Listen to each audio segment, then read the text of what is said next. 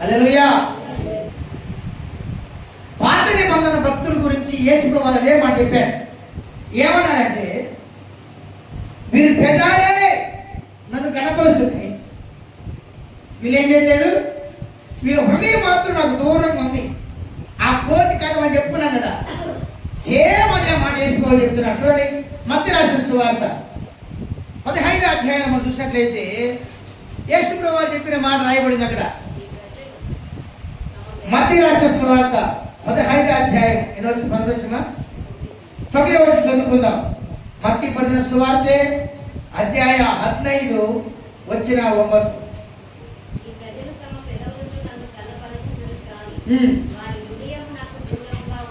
చాలు చాలు కన్నా రోజుకున్నా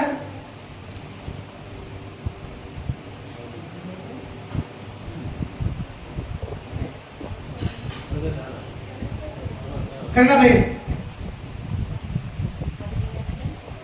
15వ అధ్యాయ 15వ అధ్యాయము తెలుగు బైబిల్లో 7, 8, 9 3 వచనాలు తెలుగు బైబిల్. కన్నడದಲ್ಲಿ ಈ ಜನರು ಮಾತಿನಿಂದ ನನ್ನನ್ನು ಸನ್ಮಾನಿಸುತ್ತಾರೆ, ಆದರೆ ಅವರ ಮನಸ್ಸು ನನಗೆ దూరవాಗಿದೆ. మన కోతి గురించి చదువుకున్నాం కదా, కోతి మనస్సు, కోతి గుండె ఎక్కడ వచ్చిందంట, చెట్టు మీద పెట్టి వచ్చింది. మన మనస్సు కూడా, మన హృదయం కూడా, మన ఆలోచన కూడా ఉట్టి మీద. ఉట్టి అంటే ఈ రోజు ఉట్టి అంటే తెలియదు కొంతమంది పిల్లలు. ఉట్టి తెలుసా?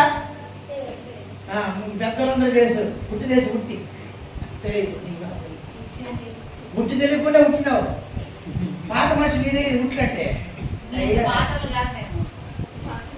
పాతలు కాదా అమ్మ, తర్వాత చూపించు. ఇట్లా కడతాం కదా, నువ్వు కట్టలే కదా ఇంకా.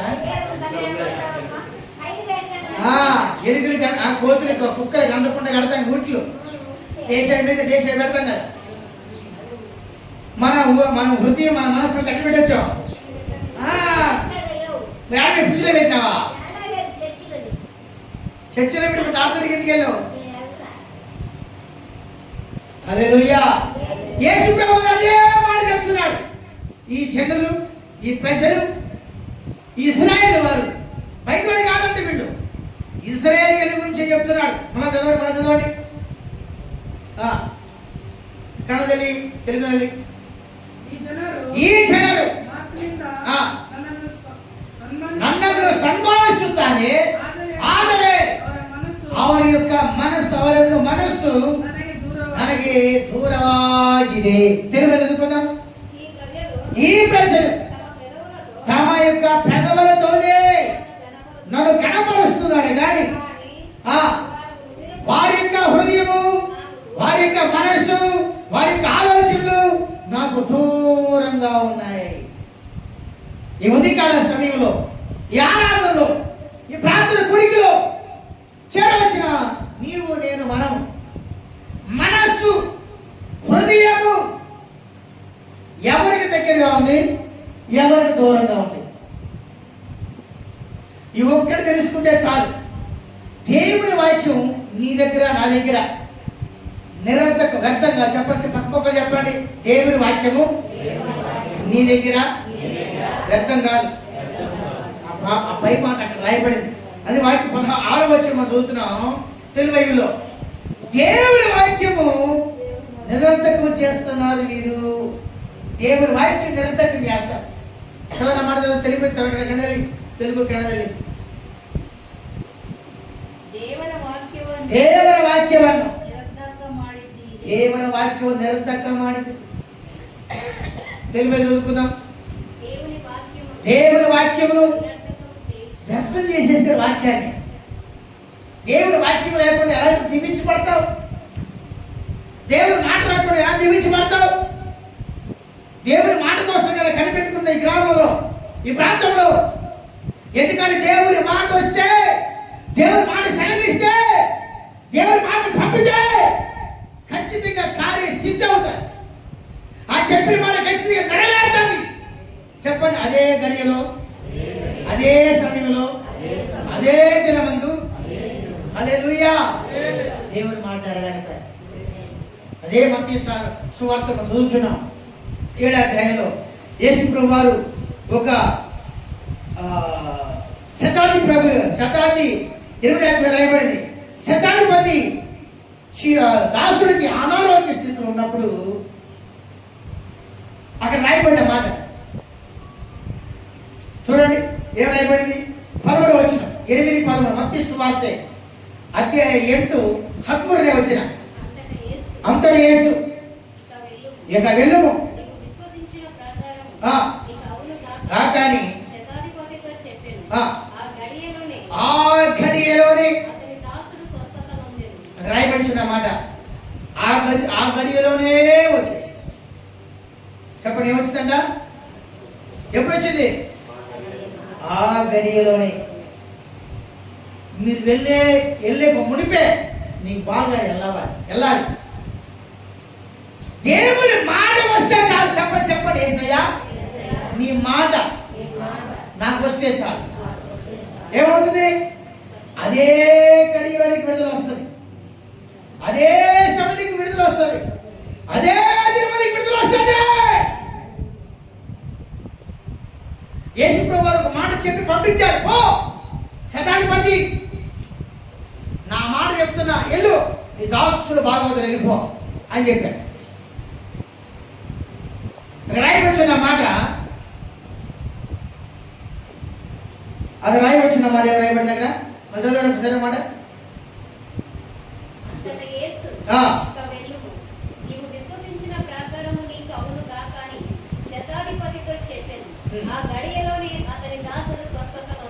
ఆ గడియలోనే, ఆ సమయంలోనే, అదే సమయంలో విడుదల వచ్చి దేవుని మాట మీద నమ్మకం ఉంచాడు. 8వ వచనం మనం చూసినట్లయితే, నువ్వు మాట మాత్రం సెలవిమ్ము, అప్పుడు నా దాసుడు స్వస్థపరచబడతాడు అని ఆ సేనాధిపతి పలికినట్టు రాయబడింది. అమ్మ చదువుకున్నాం. ప్రభువా, నీవు నా ఇంటిలోనికి వచ్చుటకు నేను పాత్రను కాను. ఈ మాట చదవండి. నాతో మాట చెప్పండి. నువ్వు మాట మాత్రము. అంత చెప్పండి. నువ్వు మాట మాత్రం చెప్పండి. నువ్వు మాట మాత్రము సెలవిమ్ము, నేను చెప్పండి. నేను చెప్పండి. ఏమవ్వాలి? మీరేమవ్వాలి? ఆశ్రయిపోవాలా? మరి ఏం కాదు చెప్పండి. మాట చెప్పండి. నేను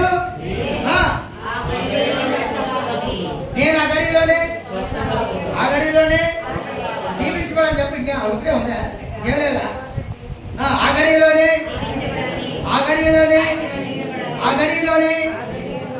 ఏం లేవా? హెచ్చించబడాలి, దీవించబడాలి, ఆరోగ్యకరంగా మార్చబడాలి, ఆస్వాదించబడాలి, విస్తరించబడాలి, వాహనాలు కొనాలి, కార్డులు కొనాలి, ఇంక గేదెలు కొనాలి, ఇంక ఇల్లు కొనాలి. చెప్పండి. నీ మాట ద్వారాగానే చెప్పమ్మా. నీ పిల్లలకు బాగా వద్దా చెప్పు. ఆ మనోడు ఈ మన బాగా సాక్ష్యం చెప్పినాగా, నా పిల్లలకు బాగా ప్రార్థన చేస్తున్నావే చెప్పాలి. ఆ గడిలోనే ఆ గడిలో అంటారు, మళ్ళీ ఈ గడికి రాదండి. యేసు ప్రభువు మాట సెలవిస్తే చాలు. ఆ మాట కోసమే మీరు వచ్చారు. ఆ మాట కోసం మీరు కనిపెట్టుకుని ఉన్నారు. దేవుని మాట కోసం కనిపెట్టుకునే వ్యక్తులు కావాలి. దేవుని కోసం ఆ మాట కోసం ఎదురు చూడాలి. అందరూ వాక్యం రాయబడింది. మనుష్యులు దేవుని వాక్యాన్ని ఏం చేశారంట? వ్యర్థం చేశారు, నిరర్థకం చేశారు. మత్తయి సువార్త 15:6 రాయబడింది, వాక్యము వారి పట్ల వ్యర్థమైపోయింది. చెప్పండి, ఏమైంది? వ్యర్థమైపోయింది. నీ గురించి వాక్యం ఎలా ఉంది? నీ గురించి చెప్పబడిన ప్రవచనాలు ఏమైంది? నీ గురించి ఇచ్చిన వాగ్దానాలు ఏమైంది? ప్రతి ఆదివారం ధ్యానించే వాక్యం ఏమైంది? ప్రతి శుక్రవారం, శనివారం మన ఎవరు కుడికిలో, ఆన్లైన్ ప్రేయర్లో, ఇతరుల ప్రాంతంలో నీ కోసం పరగబడిన దేవుని మాటలు ఎక్కడ? ఏం దేవుని వాక్యాలు?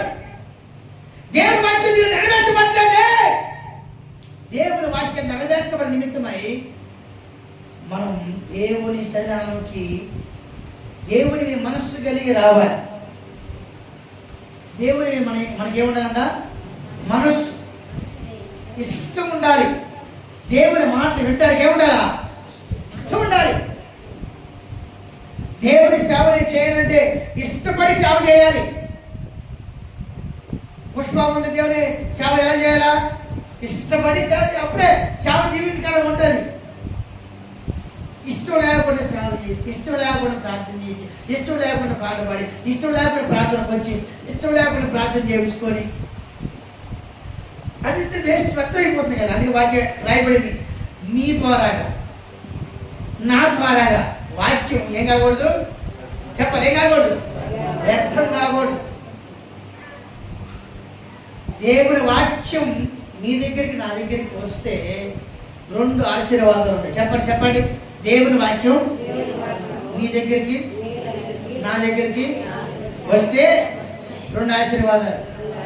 పక్కపక్కలు చెప్పండి. దేవుని వాక్యం మీ దగ్గరికి నా దగ్గరికి వస్తే 2 ఆశీర్వాదాలు. నీకు తెలుసా? చెప్పండి, నీకు తెలుసా? అడుగు ఆదాము, అడుగు అన్న. నిద్ర నీకు అని చెప్తా బాబు.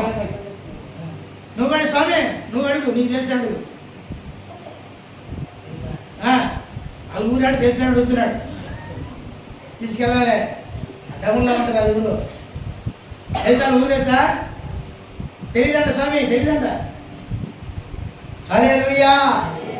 2 దేవుని వాక్యం నీ దగ్గరికి నా దగ్గరికి వస్తే 2 ఆశీర్వాదాలు. 1 సిక్కిరింపజేస్తా. చెప్పండి, ఏం చేస్తుంది? 2వది వృద్ధి చేస్తారు. ఏం చేసి చెప్పండి? వృద్ధి, అభివృద్ధి అవుతుంది. దేవుని వాక్యం 2 ఆశీర్వాదాలతో మన మధ్యకి వచ్చినట్లుగా వాక్యం రాయబడింది.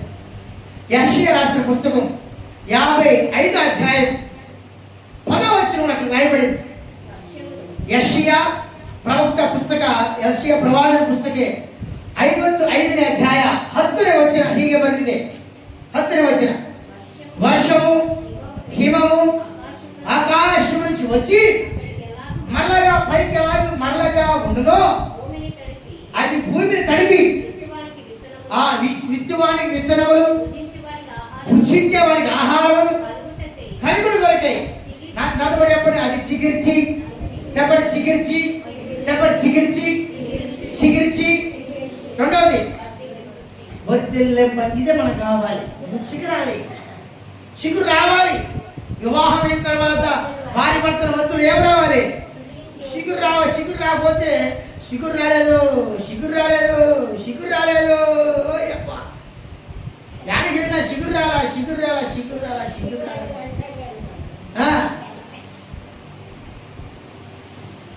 చిగురు రాలేదు. చిగురు రావాలి. చిగురు కోసం ప్రార్థించాలి. లేదా వింటున్నావా? ఏం రావాలా? చిగురు పుట్టాలి. చిగురు పుట్టాలి. గోత్రం ఏంది? గోత్రం గోత్రం కూడా తెలియకుండా పెళ్లి చేసుకున్నావా? ఎంత అమ్మాయి కూడా చేసి పెళ్లి చేసుకున్నావు నువ్వు? ఏమా గోత్రం? గంగా స్నానమా? ఏది? సంపర్ణ గోత్రం మీద. ఓ నాయన, మాకు కూడా కొంచెం బియ్యము. సంపర్ణ గోత్రం అండి. సంపర్ణ గోత్రమా? గంగా స్నానం కాదా?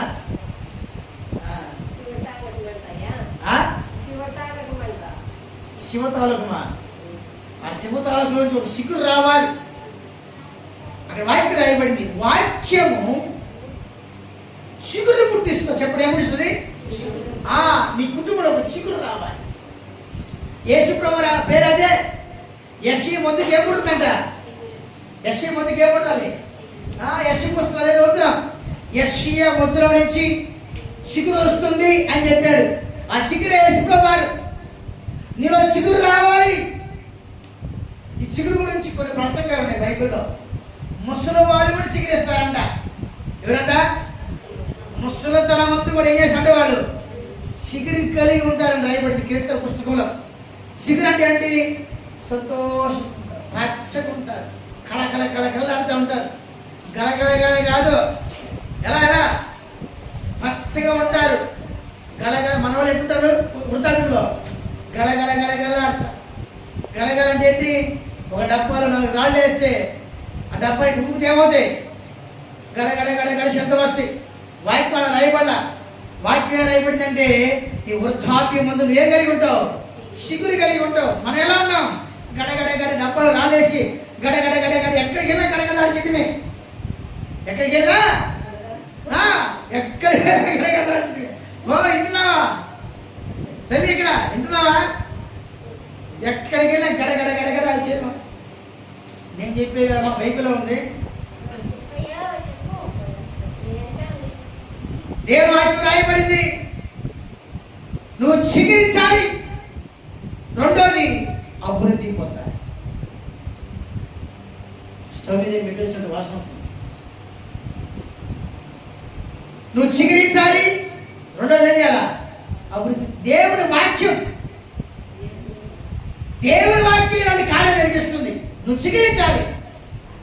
నీ సంపాదన చిగురు రావాలి, నీ వ్యాపారం చిగురు రావాలి, నీ పిల్లల చిగురు రావాలి, నీ భవిష్యత్తుకి నీ వర్తమాన కాలానికి రావాల్సిన ఆ చిగురు నీకు రావాలి. చిగురు వస్తే కదా ఫలాలు వచ్చేది, చిగురు వస్తే కదా చెట్టు వృద్ధి చెందేది. చిగురు రావడం ఎలా వస్తుంది? అందుకొరకే కింద మనం చదివితే అక్కడ రాయబడింది 11వ వచనం. అలాగే నా నోట నుండి వచ్చినము అలాగే చెప్పండి దేవా, నీ నోట్లో నుంచి వచ్చే వచనము అలాగే ఉన్నది కదా. ఎలాగా? చికిత్సడానికి, అభివృద్ధి పరచడానికి. చెప్పండి ఎలా అంట? ఒకటి చెప్పండి. ఒకటి ఏంటి? రెండోది, మొదటిది, రెండోది చెప్పాలి. చెప్పు. ఈ రెండు మనకు ఉండాలి. చిగురించాలి. చిగురిస్తే కదా చెట్టు విస్తారంగా పాకేది. లేదు కదా? కొబ్బరి చెట్టు నాటినాం, ఆ కొబ్బరి చెట్టుకి ఏమేయాలా? మట్టలు రావాలి. జామ చెట్టు నాటినాం, దానికి ఏం రావాలా? ఫస్ట్ ఏమొస్తుంది? కొమ్మలు వస్తే చిగురు వస్తుందా? చిగురు. ఆ చిగురు రావాలి నీలోకి. ఆ చిగురు వస్తే కదా కొమ్మగా మారేది, పెద్ద కొమ్మగా మారేది. ఆ చిగురే రాకపోతే ఎట్లా నీలో? ఆ చిగురు రావాలి. ఆ చిగురు ఎలా కలుగుతుందని వాక్యం రాయబడిందంటే చెప్పండి, నా నోట నుండి వచ్చినము అలాగుండును. దేవుని వాక్యం ఎలా ఉంటుందంట? నిన్ను ఏం చేస్తాంట? దేంట్లో చిగురు రావాలి చెప్పండి. దేంట్లో చిగురు రావాలి? దేంట్లో చిగురు రావాలి? పద్మమ్మ తల్లి, దేంట్లో చిగురు రావాలి నీకు? కుటుంబంలో పిల్లలందరికి రావాలంట. ఆశ్రమం తల్లి ఎవరికి ఏం కావాలి? నీకేం కావాలా? అందరూ చిగురించాలి. నువ్వు మాత్రం అందరూ చిగురించాలి. అందరూ ఇష్టపడేది అదే. కానీ దేవుడి వాక్యం మాత్రం మనం మనసు పెట్టాము. చిగురించాలి, బాగుండాలి, వృద్ధి చెందాలి, పెద్దవారు అవ్వాలి, గొప్పవారు అవ్వాలి, సంపాదించుకోవాలి, ఒకరి మీద రాష్ట్రంగా బతకాలి అనే పౌరుషం ఉంది. కానీ దేవుడి వాక్యం వినేటప్పుడు మాత్రం మనసు పెట్టి విన్నాం. వెళ్ళామంటే వెళ్ళాం, వచ్చామంటే వచ్చాం అన్నట్టు ఉండకూడదు. హల్లెలూయా. దేవుడి వాక్యం నీ దగ్గర, నా దగ్గర వ్యర్థం కాకూడదు. ఈరోజు ఆదివారం ఏం వాక్యం చెప్పావో వచ్చే ఆదివారం వరకు ఆ వాక్యాన్ని ఏం చేయాలా? వింటూ ఉండాలి. మనకు యూట్యూబ్ ఛానల్ ఉంది అంటేనా, రాసుకో. మనసు పెట్టింటే అక్కడ మనసు పెట్టింది నా వాక్యం రాసుకోవడం తెలియదు. మరి నాకంటే ఎక్కువ చదివిన, డిగ్రీ చేసిన శాస్త్రవేత్త, మా శాస్త్రవేత్త నాకే డిగ్రీ ఎక్కువ చేసినాడు, సరిగ్గా చెప్పలేకపోతున్నాడు. మనస్సు పెట్టి వాక్యం. దేవుని ఆశీర్వదించాలంటే నిబంధన చేసుకోవాలి. చెప్పండి, ఏం చేయాలా? చెప్పండి. అబ్రహాంకి ఇస్సాకు పుట్టాలంటే నిబంధన చేసుకున్నాడు. ఏ నిబంధన? నిబంధన చేసుకున్నాడు. ఆదికాండం 17వ అధ్యాయంలో అబ్రహాముతో దర్శనం ద్వారా గురించి మాట్లాడుతున్న, అబ్రహామా, నేను నీకు కుమారుని పోతున్నా, నీకు కొడుకు కావాలంటే, ఇస్సాకు పుట్టాలంటే నువ్వు నాతో ఏం చేయాలా? నిబంధన చేసుకో. చదవన మాట చదవండి. ఆదికాండం 17వ అధ్యాయం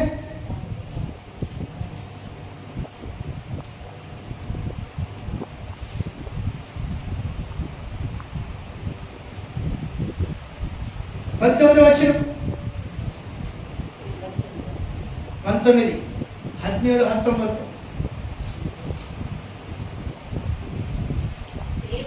దేవుడు నీ భార్య అయిన శారా విషయముగా ఆ. నీకు కుమారుని కలుగు. నీవు అతనికి ఇస్సాకు అని పేరు పెట్టుదువు.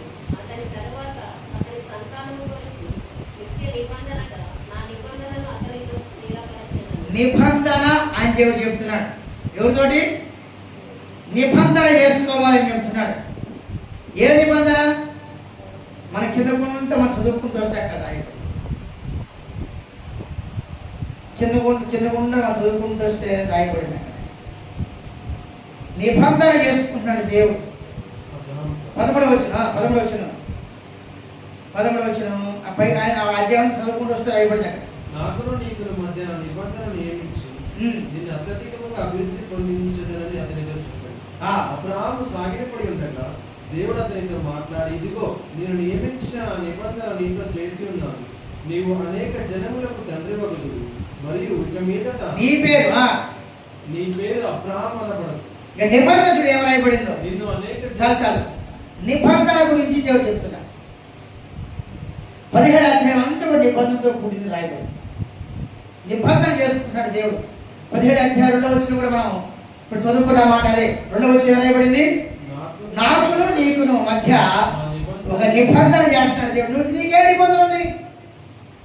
అది దైవజనులు అక్కడ అదే మాట చెప్పి నిబంధన చేసుకోవాలి.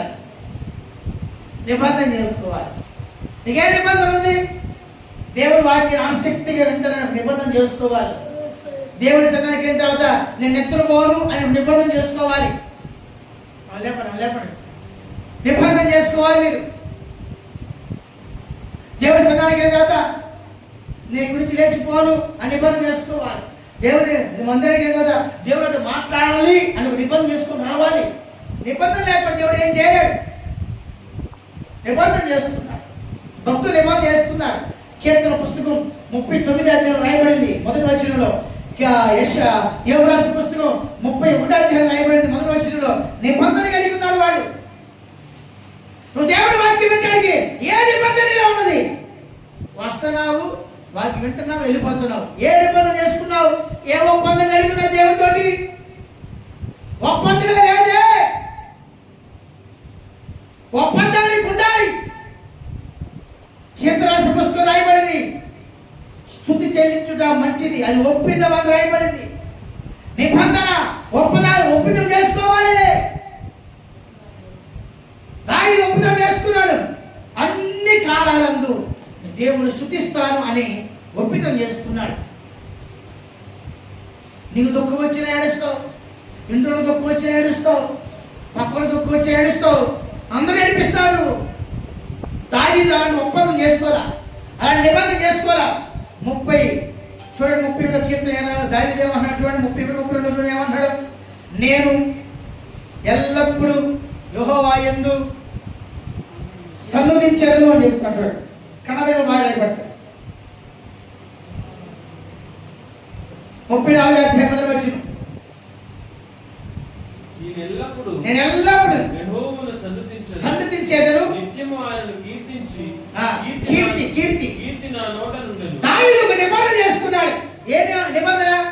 నేను ఎల్లప్పుడు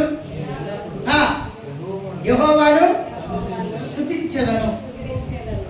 తర్వాత ఏమన్నాడు? నిత్యము ఆయన పాట నా నోట ఉండును గాక. మన వృత్తిలో పాట కూడా పాడరు అబ్బా. పాట చప్పలు కూడా పాడరు. మనం చప్పలు కొట్టినట్లే కొడతా తెలుసా?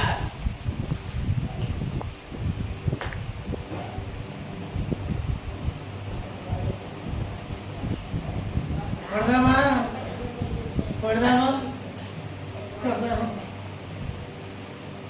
అది ఇంట్లో రొట్టెలు చేసేప్పుడు చూడాలా. ఈ చేయి పెట్టి కొట్టు ఏం కొట్ట చప్పట్లు కొట్ట ప్రార్థన చేసేప్పుడు కొట్టమంటే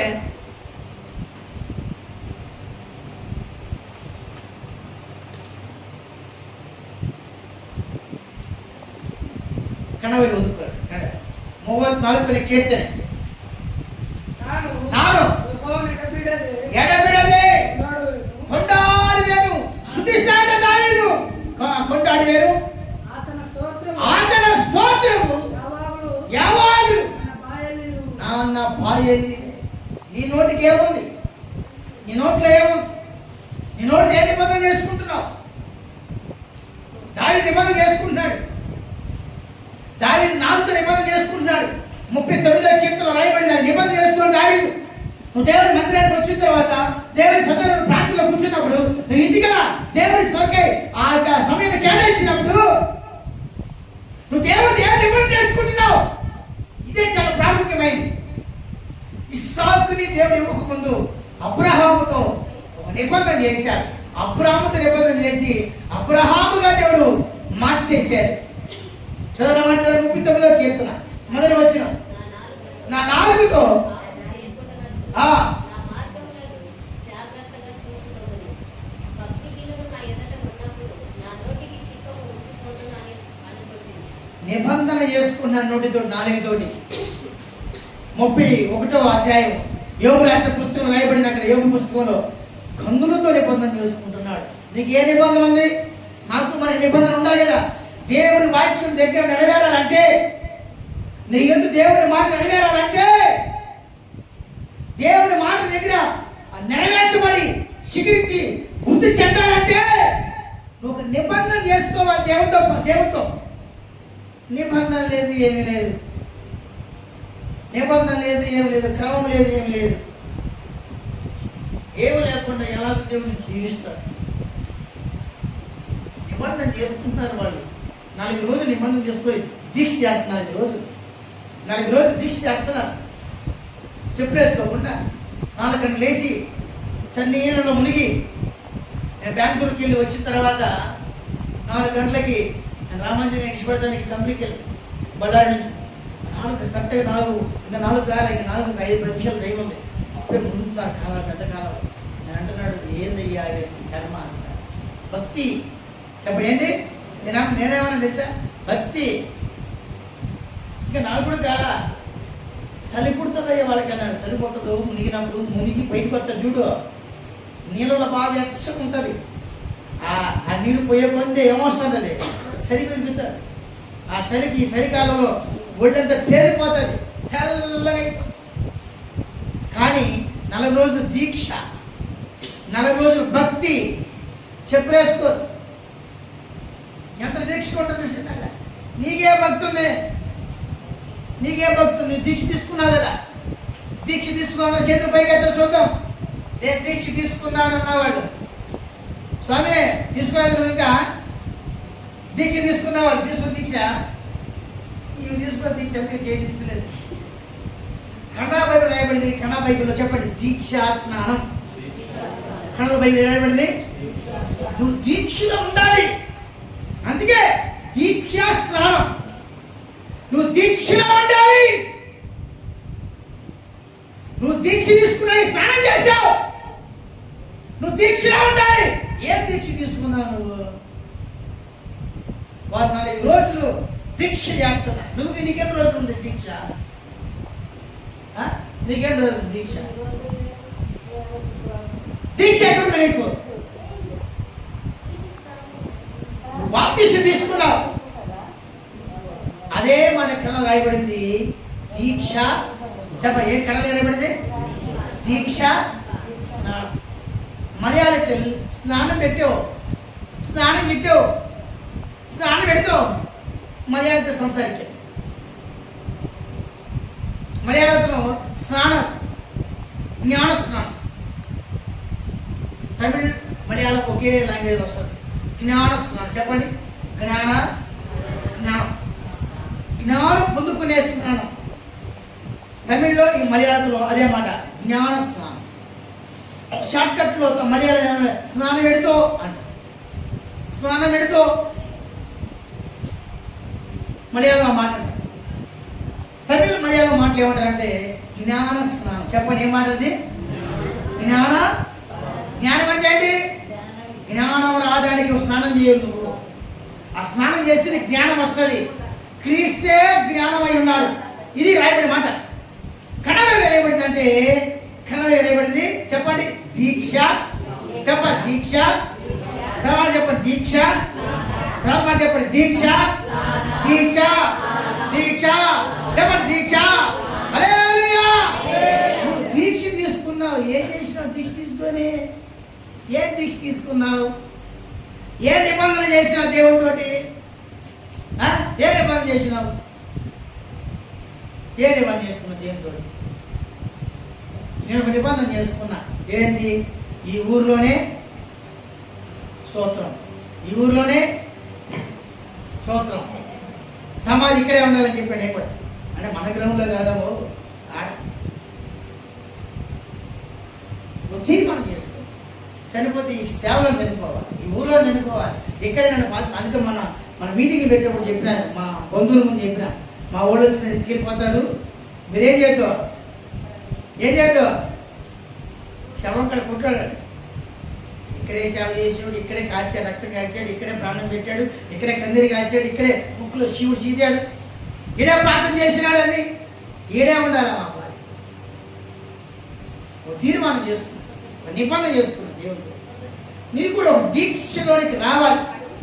అప్పుడే ఇస్సాకు లాంటి ఒక ఆశీర్వాదం నీకు వస్తుంది. నువ్వు దేవుడి వాక్యం వినేటప్పుడు ఏ విధంగా వాక్యం వింటావు అనేది జాగ్రత్తగా తెలుసుకోవాలి. దేవుడి వాక్యం, దేవుని మాట నీ దగ్గరికి నా దగ్గరికి వచ్చినప్పుడు 2 ఆశీర్వాదాలతో వస్తాడు. ఒకటి చెప్పండి, ఒకటేంటి? శిఖరుదల, రెండోది అభివృద్ధి. నువ్వు చిగురించాలనేది దేవుని చిత్తం.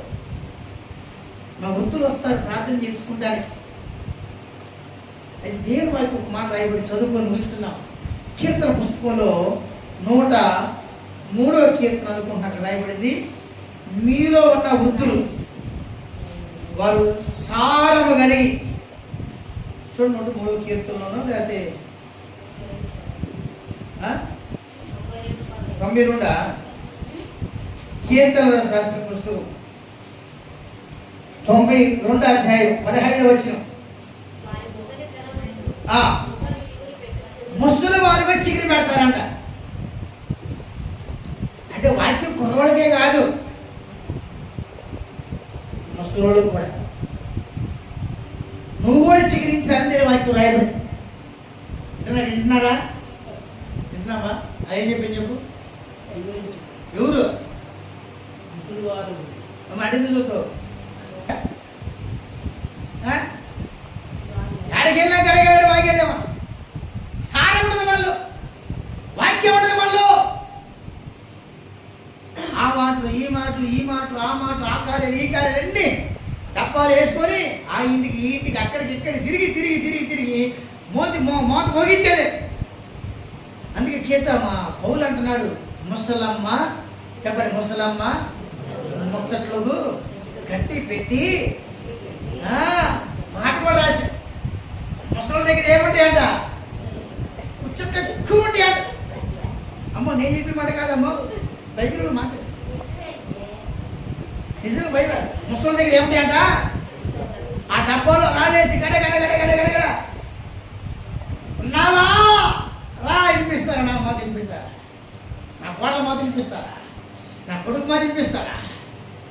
నా కూతురు మాట వినిపిస్తారా? నా అల్లుడు మాట వినిపిస్తారా? డబ్బాలో రాలేసుకొని ఏం చేస్తూ ఉంటుంది? వినిపించేదే. ముసలోళ్ళు మగోళ్ళు అంతే. ముసలోళ్ళు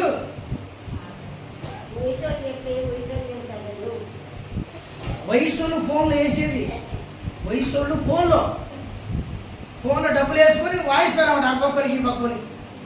ముసలోళ్ళు అట్లా కాదు కదా. ముసలోళ్ళు ఏం చేస్తారు?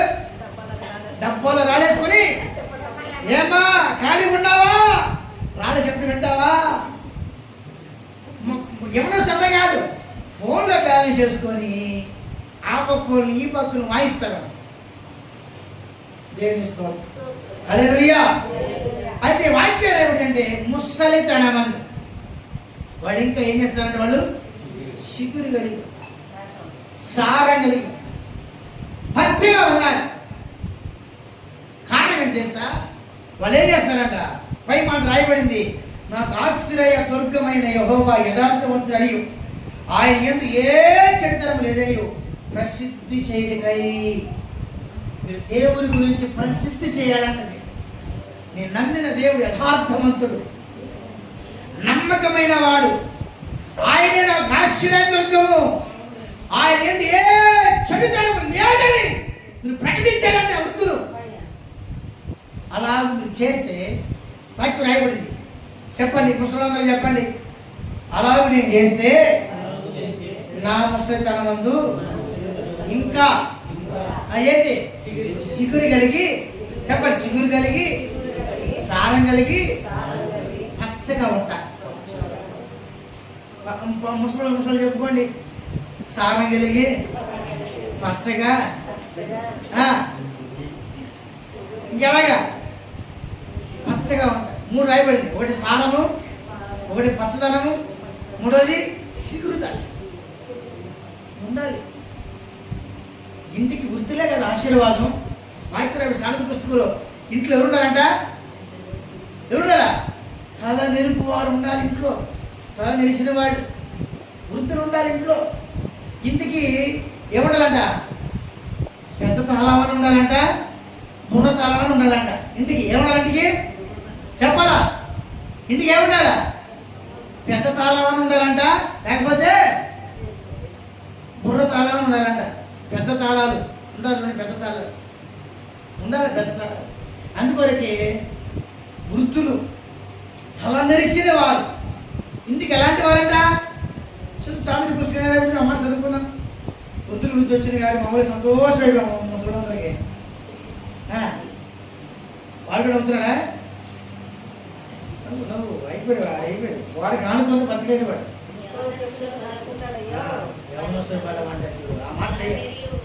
ఆ మాట చదువు. యవనసు నీ గురించి ఏం చెప్తావు? తల నెరుపు. ఎక్కడ మాట? సామెతల పుస్తకము 20వ అధ్యాయం 29వ వచనం. తల నెరుపు వృద్ధులకు సౌందర్యం.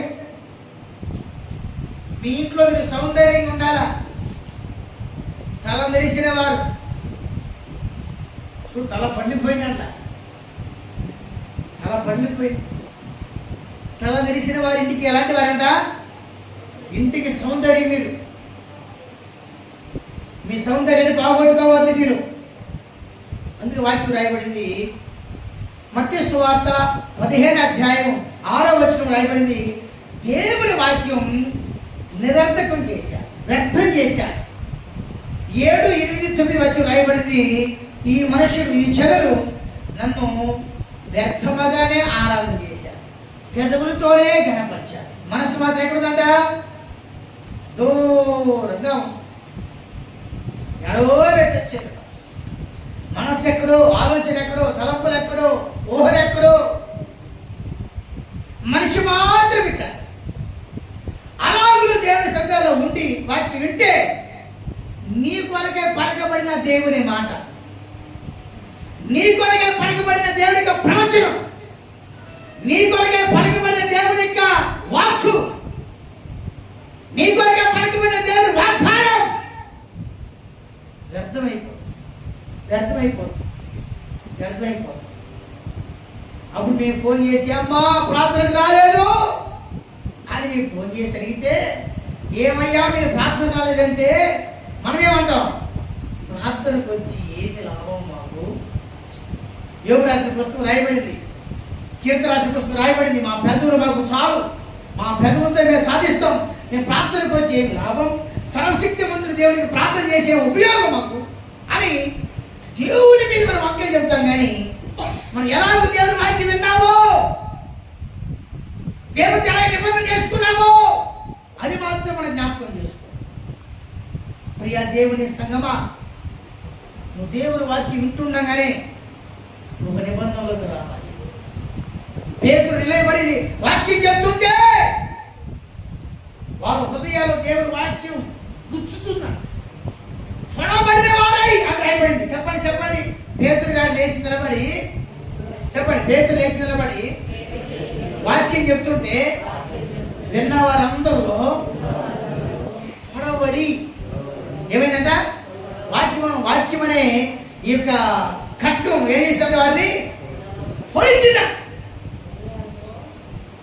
అపోస్తల కార్యాలు 2వ అధ్యాయం మనం చదువుతున్నా. అక్కడ 36వ వచనం నుంచి చదువుకుంటే అక్కడ రాయబడింది. ఒక మాట చదువుమా. అపోస్తల కార్యాలు రాయబడింది. అపోస్తల రాసిన పుస్తకం 2వ అధ్యాయం 36-37 చూడండి. ఎలా వచ్చింది? అపోస్తల కార్యం, అపోస్తల కృత్యాలు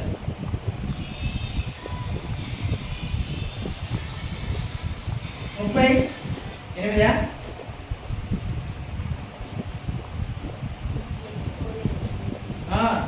వారి మాట 37 వచ్చింది. వారి మాట విని హృదయములో నొచ్చుకొని చిన్న ఫుట్ నోట్లే ఉంది, పొడవబడిన వారై. దేవుడు వాక్యం ఏంటంటే పొడవ పొడుచుకుంటున్నావా, లేకపోతే మేత్తరి బెడ్షీట్లో కొనుక్కుంటున్నావా? వాక్యంతో పొడవబడిన వ్యక్తి ఉండాలి కదా. వాక్యంతో ఎలా ఉండాలా? పొడవబడిన వ్యక్తి ఉండాలి.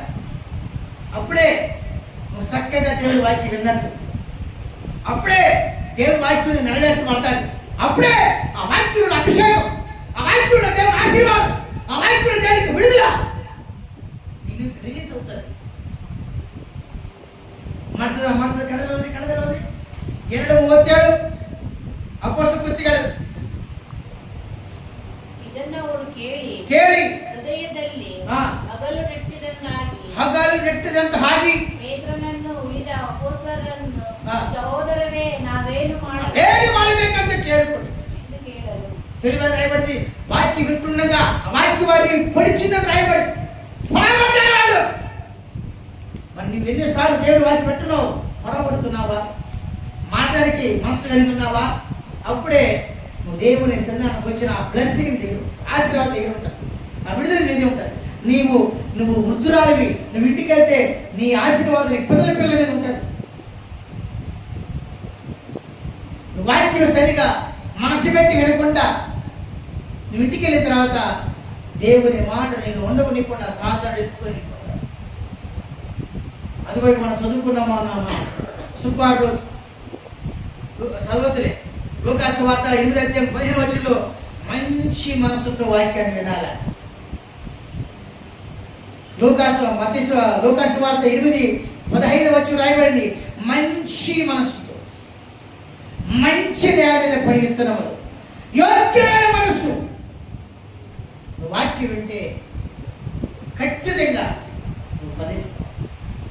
ఇస్సాకు పుట్టక మునుపు అబ్రాహాముతో దేవుడు నిబంధన చేసుకున్నాడు. అబ్రాహాము కాదు, నీ పేరు అబ్రహాముగా మారుస్తా, నాకు ఒక నిబంధన చేయి. ఏ నిబంధన చేయాలా అని ఆదికాండం 17:2 అబ్రహాముతో ఒక నిబంధన చేసుకున్నాడు. ప్రియా సంగమా, దేవుని బిడ్డలారా, అయినారా అమ్మలారా, మీరు నేర్చుకోండి. దేవుడు ఏం చేయాలా? ఒక నిబంధన కలిగి రావాలి. నిబంధన కలిగి రావాలి. దేవుని సన్నిధికి వచ్చినప్పుడు అప్పుడే మేము చేసే ప్రార్థన, బోధిస్తున్న వాక్యం, దేవుడు ఇచ్చిన దర్శనాలు, దేవుడు నీకు ఇచ్చిన కళలు, చెప్పబడిన ప్రవచనాలు, దేవుని మాటలు నీ మీద నెరవేర్చబడి 3 సంవత్సరాల ముందు మన శిబిరం ఒక వాగ్దానం వచ్చాడు దేవుడు. 43వ పుస్తకం, ఎస్సీ రాసిన పుస్తకం 11వ వచనంలో ఆయన మాటను ఆయన క్రియ చేయగా ఎవడు దేవుడు నేను కార్యం చేయగా దాన్ని త్రిప్పివేయవాడు ఎప్పుడు? దేవుని పనులు మీరు జరగాలని ఇష్టపడతారు. ఏం చేయబడదాం? ఆరాధన చేసుకుంటాం. దేవుని పనులలో జరగాలి, దేవుని కార్యాలలో జరగాలి, దేవుని చిత్తంలో జరగాలి, దేవుని అభిషేకం దేవుడు చేయాలి. దేవుని స్వస్థత క్రియలు, స్వస్థత కార్యాలు, స్వస్థత అభిషేకం, స్వస్థత గర్భ ఫలాలు నీకు రావాలి.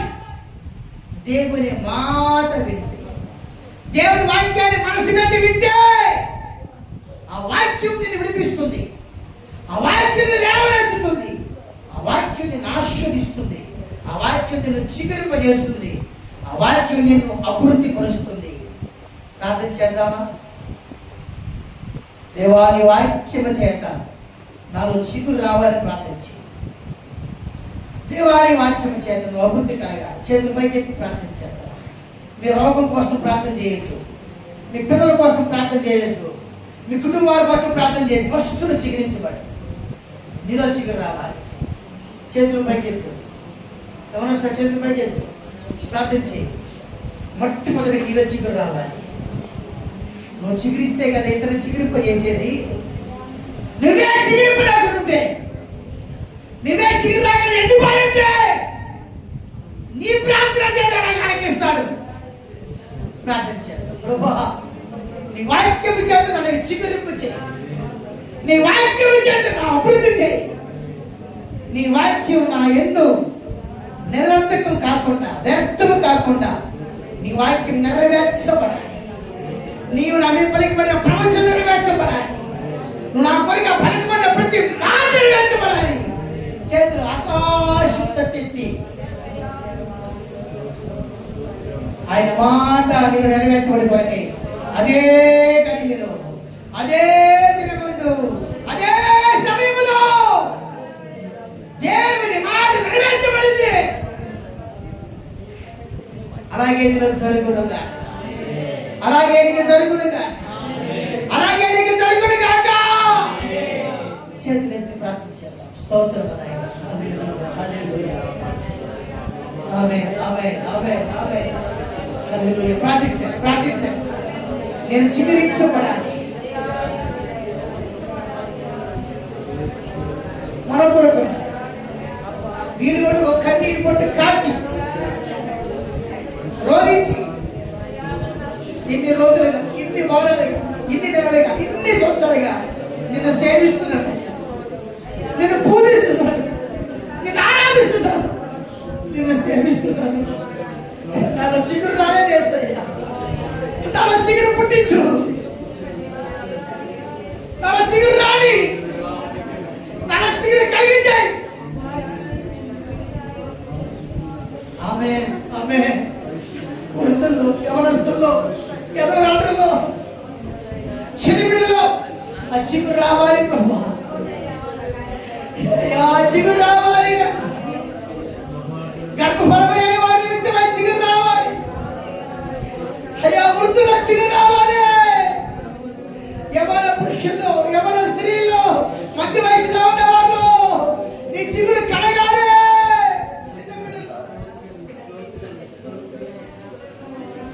అయ్యా, నీ చిగురు మన కలగాలి, మన పుట్టాలి. హల్లెలూయా.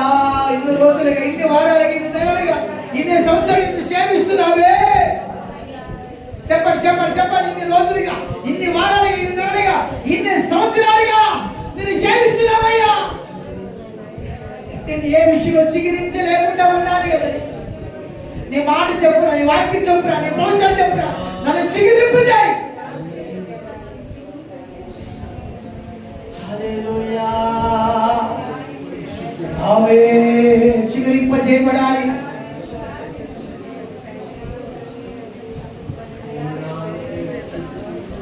ఎన్ని బాధలు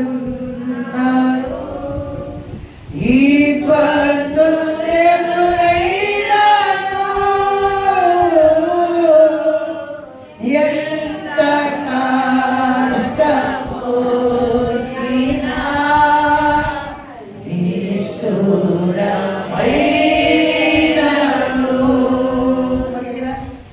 ఎన్ని బాధలు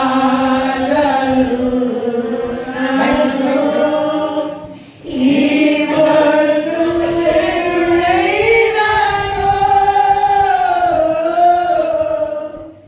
ఎంత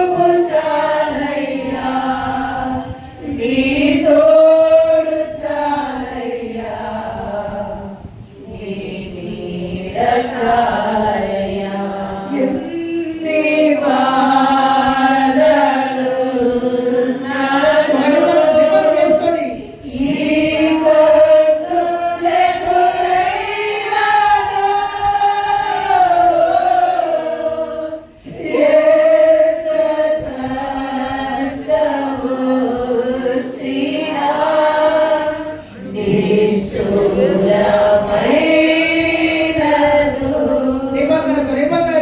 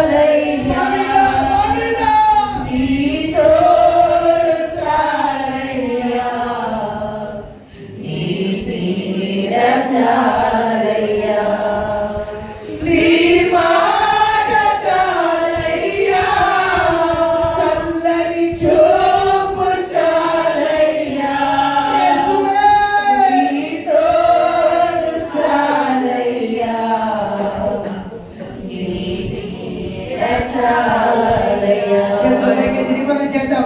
నీవుంటే నాకు చాలు యేసయ్యా.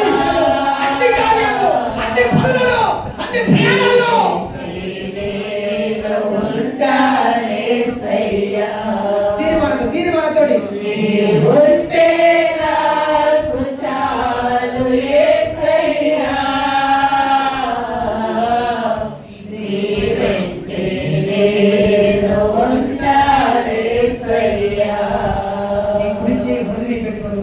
నిబంధన చేయి ప్రభా, నీతోనే ఉండాలని ఆశపడుతున్నాను,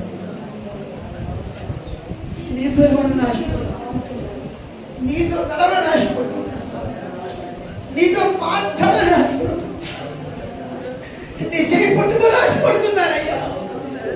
హృదయం మీద నీ కుడి చేయి పెట్టి చిన్న నిబంధన చేయి. నీతో ఉండాలని ఆశపడుతున్నాను, నీతో నడవాలని ఆశపడుతున్నానయ్యా, నీతో మాట్లాడాలని ఆశపడుతున్నానయ్యా, నీతోనే ఉండాలని ఆశపడుతున్నాను.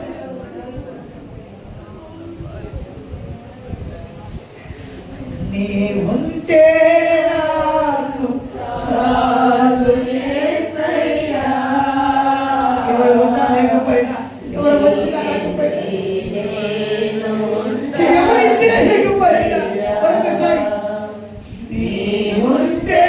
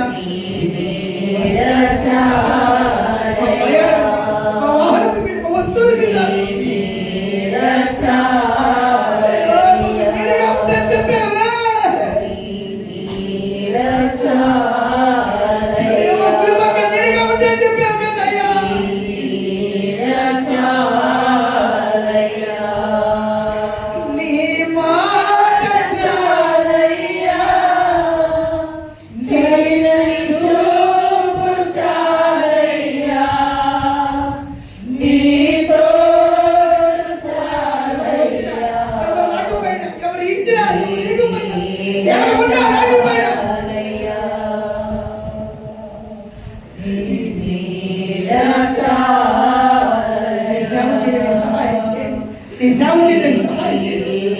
సేవ చేయడానికి సహాయం చేయండి.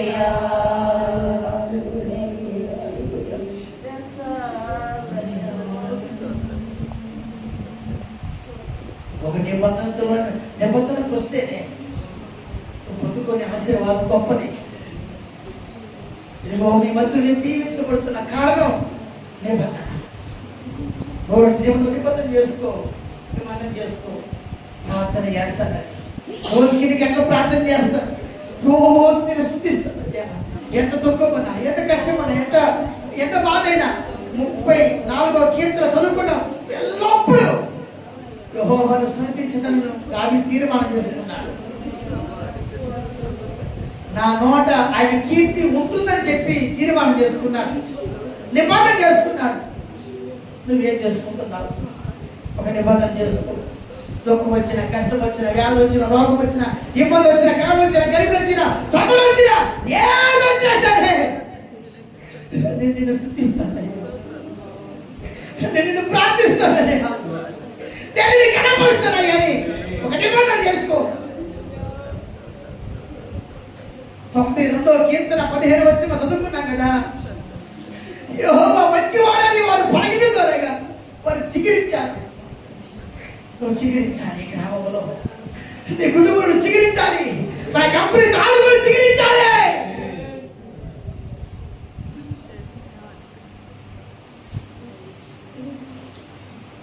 ప్రభువా నాకు సహాయం చేయండి. అయ్యా దీనులు పేదవారయ్యా, బలహీనులయ్యా, చదవలేని పాపరుల ముందైనా సహాయం వచ్చి చేతులు ఆకాశం తట్టేసి వచ్చిన నిబంధన చేయాలి. అయ్యా రోజు 8 గంటలే ప్రార్థన చేస్తా, పలానా రోజులు ఉపవాసం ఉండి ప్రార్థన చేస్తా, ప్రతిరోజు నేను స్తుతిస్తా. దావీదు తీర్మానం చేశాడు, రోజుకి 7 సార్లు స్తుతించేవాడు. దినపడకు 7 సార్లు స్తుతించారని చెప్తున్నాడు. ఆ తీర్మానమే ఆ నిబంధనను గొప్ప వ్యక్తిగా మారుస్తాడు.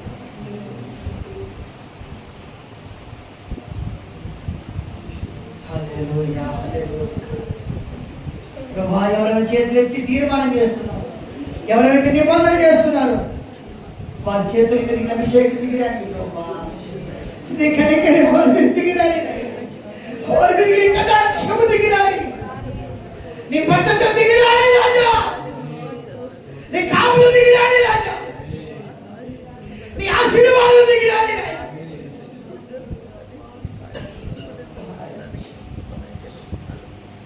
యేసయ్య నామములో చిన్నాము కూర్చుందాం, ముగింపు ప్రార్థన చేసుకుందాం. ముగింపు ప్రార్థన.